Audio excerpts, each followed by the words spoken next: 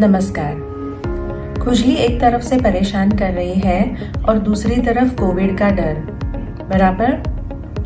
Lockdown की situation में आप अपने त्वचा रोग तज्ञ यानी डर्मेटोलॉजिस्ट के पास भी नहीं जा सकते। तो जनरली हम क्या करते हैं कि खुद ही अपना इलाज कर लेते हैं या फिर आसपास के लोग या अपने केमिस्ट से पूछ के क्रीम्स लगा लेते हैं। मैं डॉक्टर रूपाली पावस्कर, ठाणा की एक त्वचा रोग तज्ञ, आज आपको बताना चाहूंगी कि ऐसा करना क्यों गलत है। खुजली का सबसे बड़ा कारण होता है फंगल इन्फेक्शन।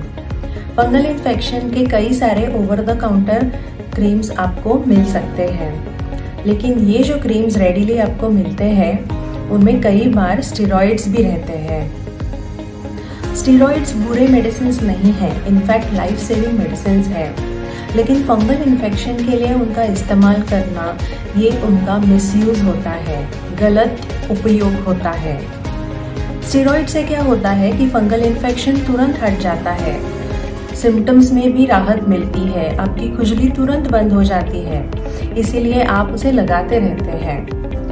एक बार इन्फेक्शन खत्म होने के बाद आप स्टेरॉइड लगाना बंद करते हैं तो फंगल इन्फेक्शन दोबारा दुगनी तेजी से वापस आता है। आपकी स्किन उस मेडिसिन पे, स्टेरॉइड पे डिपेंडेंट हो जाती है और फंगस जो है वो मेडिसिन को रिस्पॉन्ड नहीं करता, और इन वजह से आज हम एक अलग ही सिचुएशन फेस कर रहे हैं जिसमें फंगल इन्फेक्शंस जो 7 दिन में ठीक होने वाली बीमारी है उसको आज 3 महीने या 1 साल लग रहा है ठीक होने के लिए।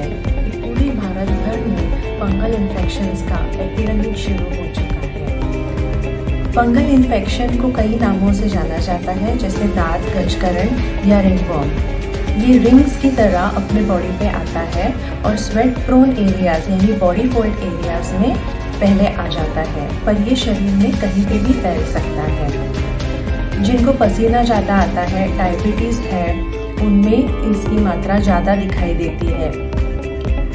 आजकल की बदलती लाइफस्टाइल ये महत्वपूर्ण कारण है फंगल इन्फेक्शन के स्प्रेड के लिए। टाइट कपड़े पहनना, सिंथेटिक कपड़े पहनना, सिर्फ एक बार स्नान लेना, ये सभी चीज़ें हैं जो फंगल इन्फेक्शन को फैलाते हैं।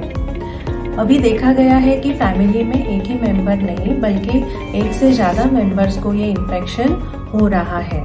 वो इसलिए क्योंकि कपड़े साथ में धोना या सेम चीज़ों का इस्तेमाल करना, किसी पर्सन को इन्फेक्शन हुआ है तो वो दूसरे को फैल सकता है।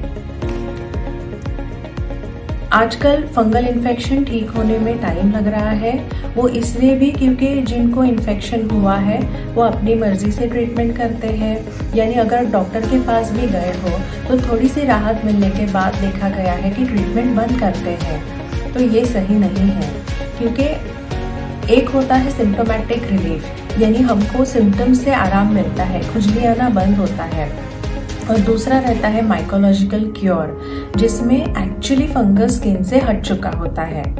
तो सिम्टोमेटिक रिलीफ मिलने के बाद ट्रीटमेंट बंद करने से फंगल इन्फेक्शन दोबारा आ जाता है, तेजी से आ जाता है। तो अगर आपको सिम्टोमेटिक रिलीफ है, खुजली बंद है, तो उसके बाद भी 2 वीक्स तक आपको ट्रीटमेंट कंटिन्यू करना ही है अगर आप इससे परमानेंटली छुटकारा चाहते हैं तो। दूसरी चीज़ ये है कि जो पैचेस होते हैं रिंगवॉर्म के, तो अगर पैच इतना है तो उसके 2 सेंटीमीटर बाहर से आपको क्रीम लगाना चालू करना है और फिर धीरे धीरे अंदर आना है। तो फंगल इन्फेक्शन से छुटकारा पाने के लिए आपको क्या करना है?